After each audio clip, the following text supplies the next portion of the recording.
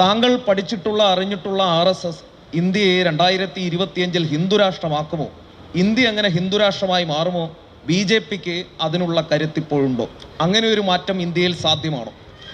അത് ഔദ്യോഗികമായി പറയേണ്ടത് ഞാനൊന്നുമല്ല, പറയേണ്ടവരിവിടെ ഉണ്ട്. പക്ഷേ ഞാനൊരു രാഷ്ട്രീയ വിദ്യാർത്ഥി എന്ന നിലയിൽ എൻ്റെ ഒരു ധാരണ പറയാം. തെറ്റുണ്ടെങ്കിൽ എനിക്ക് തോന്നുന്നു നന്ദേട്ടൻ്റെ സെഷൻ വരുന്നുണ്ട്, അദ്ദേഹത്തിന് തിരുത്തുകയും ചെയ്യാം. ഞാൻ വിചാരിക്കുന്നത് ഇന്ത്യയിലെ ഈ ഹിന്ദു രാജ്യം എന്ന മുദ്രാവാക്യം ഉണ്ടല്ലോ, അതൊരു ധാർമ്മിക രാഷ്ട്രീയ മുന്നേറ്റത്തിലേക്ക് ഒരു ജനതയെ ഉത്തിഷ്ഠരാക്കാനുള്ള ഒരു മുദ്രാവാക്യം മാത്രമാണ് എന്നാണ് ഞാൻ വിചാരിക്കുന്നത്. ഇന്ത്യയിൽ ഒരു ഹിന്ദു രാജ്യം സ്ഥാപിക്കാനുണ്ടെങ്കിൽ ഇന്ത്യയിൽ ഇന്ത്യ കണ്ട ഏറ്റവും വലിയ സനാതനി മഹാത്മാഗാന്ധിയാണെന്ന് വിശ്വസിക്കുന്നവരാണ് എനിക്ക് പരിചയമുള്ള എല്ലാ RSSകാരും. മാത്രമല്ല, ഞാൻ മനസ്സിലാക്കിയെടുത്തോളം RSSൻ്റെ നമ്മൾ വിചാരിക്കുന്നത് അങ്ങനെയാണ്. RSSനെ കുറിച്ച് നടക്കുന്ന പ്രചാരണങ്ങളിൽ പലപ്പോഴും പെട്ടുപോകുന്ന ഒരു അപകടമുണ്ട്. മഹാത്മാഗാന്ധിയെ കൊന്നവരാണ്. ഞാൻ മനസ്സിലാക്കുന്നത്, ഞാൻ എത്രയോ RSS പരിപാടികളിൽ പോയിട്ടുണ്ട്. RSSൻ്റെ പരിപാടികൾ, RSSൻ്റെ ശാഖകൾ ആരംഭിക്കുന്നത് മഹാത്മാഗാന്ധിക്ക് വേണ്ടിയുള്ള പ്രാർത്ഥനയോടുകൂടിയാണ്. ഇങ്ങനൊരു കാലത്ത് എനിക്ക് തോന്നുന്നു വല്ല ഹിന്ദുരാഷ്ട്രവും ഇവരുടെ സങ്കല്പത്തിൽ ഉണ്ടെങ്കിൽ അത് മഹാത്മജിയുടെ ഹിന്ദുരാഷ്ട്രം മാത്രമാവാനേ വഴിയുള്ളൂ. അത് രാമരാജ്യമാണ്, സനാതനികളുടെ രാജ്യമാണ്. ഇനി ഹിന്ദുരാഷ്ട്രം എന്ന് പറഞ്ഞുകൊണ്ടിരിക്കും. ഒരു പ്രധാനപ്പെട്ട എന്തുകൊണ്ടാണ് പറയുന്നത്, എനിക്ക് തോന്നുന്നു ഇവരൊക്കെ തന്നെ അത് ഒരു പ്രത്യയശാസ്ത്രം, വിദൂരമായ ഒരു സ്വപ്നത്തിൻ്റെ തലത്തിലേക്കല്ലാതെ ഒരു ജനതയെ മൊബിലൈസ് ചെയ്ത് കൊണ്ടുപോകാൻ പറ്റില്ല. അത് രാഷ്ട്രീയമായ രീതിശാസ്ത്രമാണ് ഞാൻ പറയുന്നത്, പറ്റിക്കലല്ല. ഒരു അപകടം, ഒരു കൃത്യമായ രീതിശാസ്ത്രമാണത്. അതെല്ലാവർക്കും ഞാൻ പറയുന്നത്, തൊഴിലാളി വർഗ സഹിത സർവാധിപത്യം എന്ന ഒന്ന് സ്വപ്നം കാണുന്ന ഏതെങ്കിലും കമ്മ്യൂണിസ്റ്റ് പാർട്ടി ഇന്ത്യയിലുണ്ടോ? ഇന്ന് ഭൂമിയിൽ എവിടെയെങ്കിലും ഉണ്ടോ? 21 കമ്മ്യൂണിസ്റ്റ് പാർട്ടികളുണ്ട് ഇന്ത്യയിൽ. ആരെങ്കിലും ഇന്ത്യൻ വിപ്ലവം എന്ന സ്വപ്നം പങ്കിടുന്നുണ്ടോ? ആരുടെ കയ്യിലും ഇല്ല. പക്ഷെ ആരോടും പറയില്ല, സത്യസന്ധമായിട്ട് പറയില്ല. ഞങ്ങൾ വിപ്ലവ സ്വപ്നങ്ങളൊക്കെ മാറ്റിവെച്ചിട്ടുണ്ട്. ഒരു ജനാധിപത്യ പാർട്ടി, സോഷ്യൽ ഡെമോക്രാറ്റിക് പാർട്ടിയാണ് ഞങ്ങൾ. ജനാധിപത്യ രീതിയിൽ അധികാരത്തിൽ വന്നാൽ ഞങ്ങൾ ഞങ്ങളുടേതായ നയപരിപാടികൾ നടപ്പാക്കും എന്ന് പറയുകയാണ് വേണ്ടത്.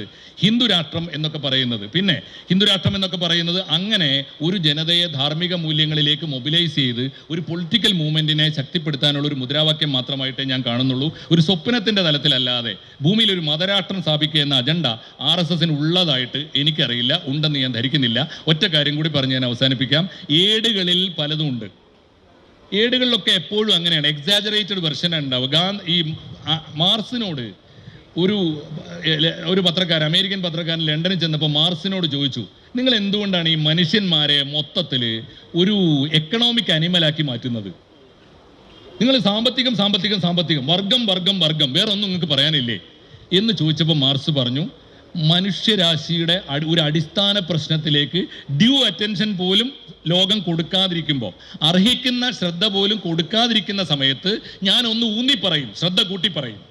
അതുകൊണ്ടാണ് ഞാൻ സാമ്പത്തികം എന്ന് ഊന്നിപ്പറയുന്നത് എന്ന് മാർസ് പറഞ്ഞതുപോലെയാണ് ഏടുകളിൽ ഇപ്പോൾ ഗോൾവാൾക്കർ എഴുതി വെച്ചിട്ടുണ്ട്. ഞാനൊരു നന്ദേട്ടനോട് ചോദിച്ചു, അതൊന്നും എനിക്ക് തോന്നുന്നു ആ എഴുതിയ കാലഘട്ടത്തിൽ ഇന്ത്യയിലെ ഹിന്ദു സംസ്കാരത്തിന്, ഇന്ത്യയിലേക്ക് വന്ന വൈദേശിക സമൂഹം, ദീർഘകാലം ഭരണം നടത്തിയിരുന്ന ഇസ്ലാമിക സമൂഹത്തിനോ ദീർഘകാലം ഭരണം നടത്തിയ ബ്രിട്ടീഷ് ക്രിസ്ത്യൻ സമൂഹത്തിനോ കിട്ടിയിരുന്ന പരിഗണന പോലും ഇന്ത്യയിലെ ഹിന്ദു സംസ്കാരത്തിന് കിട്ടുന്നില്ല എന്ന വേവലാതി, ഡ്യൂ അറ്റൻഷൻ ഹിന്ദു കൾച്ചറിന് കിട്ടുന്നില്ല എന്ന് തോന്നിയപ്പോൾ ഹിന്ദു രാഷ്ട്രം എന്ന് സവർക്കർ എഴുതി വെച്ചിരിക്കാം.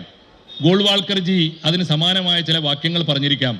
അങ്ങനെയാണെങ്കിൽ ഇവിടെ എത്രയെത്ര മഹാന്മാരുടെ വേദവാക്യങ്ങളിൽ പറഞ്ഞു വെച്ചതൊക്കെ, വലിയ പുസ്തകങ്ങളിൽ, ഗ്രന്ഥങ്ങളിൽ പറഞ്ഞു വെച്ചതൊക്കെ അതിൻ്റെ അനുയായികൾ തന്നെ കാലാനുസൃതമായി പ്രായോഗികമായത് സ്വീകരിക്കുകയും അല്ലാത്തത് കൃത്യമായി പാഠഭേദം വരുത്തി വ്യാഖ്യാനിക്കുകയും ചെയ്തിട്ടുണ്ട്. അത്രമാത്രമേ RSSനെ കുറിച്ച് മനസ്സിലാക്കേണ്ടതുള്ളൂ എന്നാണ് ഞാൻ മനസ്സിലാക്കുന്നത്. ഞാനിപ്പോഴും രാഷ്ട്രീയ വിദ്യാർത്ഥി എന്ന നിലയിൽ പഠനം തുടരുകയാണ്.